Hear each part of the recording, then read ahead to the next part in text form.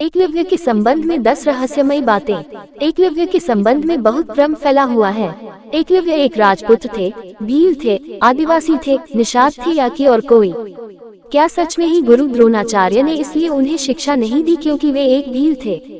इसको लेकर तमाम तरह की अटकलें लगाई जाती है। आओ जानते हैं इस संबंध में 10 खास बातें। 1. कहते हैं कि एकलव्य भगवान श्री कृष्ण का चचेरा भाई था। एकलव्य वसुदेव के भाई का बेटा था।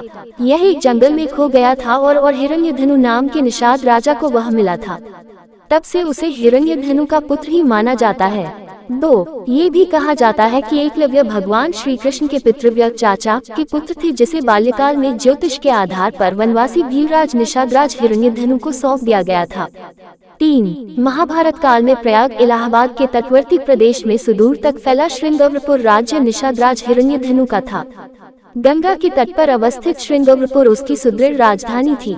हिरण्यधनु का पुत्र एकलव्य था। 4. अब ये तय करना पाना मुश्किल है कि एकलव्य एक खो गया बालक था या कि हिरण्यधनु का पुत्र। वह यदि श्री कृष्ण का चचेरा भाई था तो निश्चित ही यदुवंशी था और यदि नहीं था तो वह निषाद जाति का था।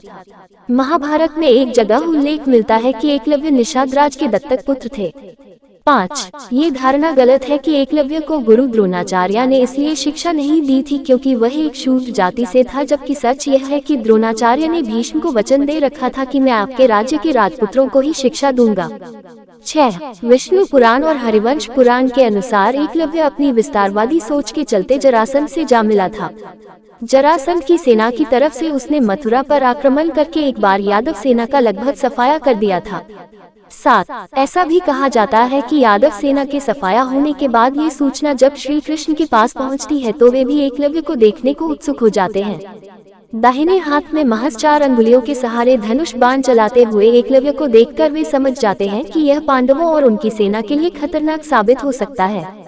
तब श्री कृष्ण का एकलव्य से युद्ध होता है और इस युद्ध में एकलव्य वीरगति को प्राप्त होता है। हालांकि यह भी कहा जाता है कि युद्ध के दौरान एकलव्य लापता हो गया था, अर्थात उसकी मृत्यु बाद में कैसे हुई इसका किसी को पता नहीं है। 9. एकलव्य के वीरगति को प्राप्त होने या लापता होने के बाद उसका पुत्र केतुमान सिंहासन पर बैठता है और वह कौरवों की सेना की ओर से पांडवों के खिलाफ लड़ता है। महाभारत युद्ध में वह भीम के हाथ से मारा जाता है। 10. इसमें कोई दो राय नहीं कि एकलव्य श्रेष्ठ धनुर्धर था। गुरु द्रोण की मूर्ति बनाकर मूर्ति के समक्ष एकलव्य ने धनुष विद्या सीखी थी।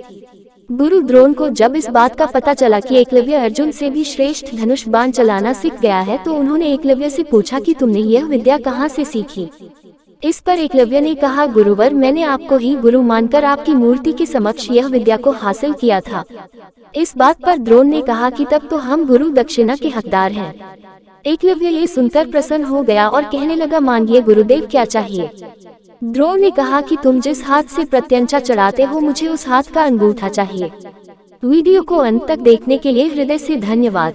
कृपया इस चैनल को सब्सक्राइब करना ना भूलें और वीडियो को शेयर लाइक करके अपने अमूल्य कमेंट भी करें ताकि हम इसी तरह सनातन संस्कृति का प्रसार करते रहें।